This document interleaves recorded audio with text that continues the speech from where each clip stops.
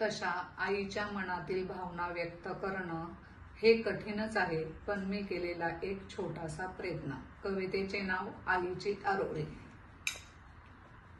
तुझ्यासाठी केला मी रे हाताचा पाळणा, तुझ्यासाठी केला मी रे पायाचा पलंग, तुझ्यासाठी केली मी रे पदराची झोळी, नको विसरून जाऊ आईची आरोळी, नको विसरून जाऊ आईची आरोळी।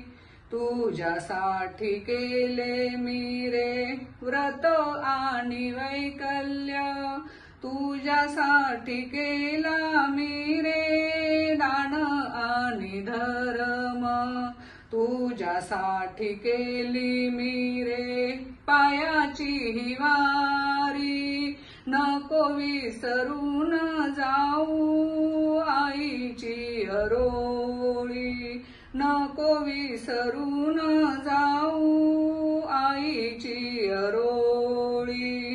तुझ्यासाठी झाले मी रे उन्हाची सावली, तुझ्यासाठी झाले मी रे थंडीची शाल, तुझ्यासाठी झाले मी रे पावसाची छतरी, नको विसरून जाऊ आईची आरोळी, नको विसरून जाऊ आईची आरोळी।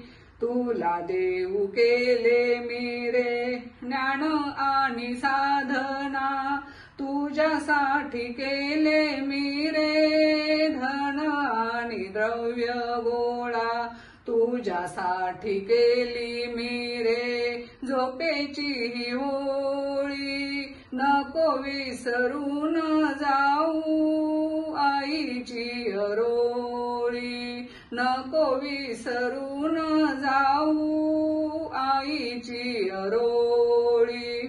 तुझ्यासाठी सोशिला मी वनवास फार, तुझ्यासाठी केले मी रे कष्ट अपार, तुझ्यासाठी केली मी रे जीवनाची होळी, नको विसरून जाऊ आईची आरोळी, नको विसरून जाऊ आईची आरोळी, नको विसरून